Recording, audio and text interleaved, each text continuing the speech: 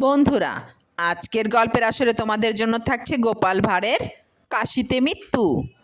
গোপালের জ্যোতিষচর্চার খ্যাতি শুনে দূর গ্রাম থেকে হাত দেখাতে এসেছেন এক ভদ্রলোক। গোপাল খুব ঘটা করে হাতটা দেখে বলে, আপনি তো অতি ভাগ্যবান মশাই। হাতে স্পষ্ট নাকি পয়লা দেখছি বৈশাখের আপনার কালবৈশাখী দেহাবসান ঝড় উড়িয়ে হবে নিয়ে গেছে। কাশীতে। পুণ্য স্থানে মৃত্যু হবে জেনে ভদ্রলোক খুব খুশি মনে ফিরে গেলেন। কিছুদিন যেতে না যেতেই ভদ্রলোকের ছেলে এসে উপস্থিত। সে তেড়ে ফুঁড়ে গোপালকে জিজ্ঞাসা করে, আপনি গণনা করে বলেছিলেন বাবার মৃত্যু হবে কাশীতে, কই উনি তো বাড়িতেই মারা গেলেন।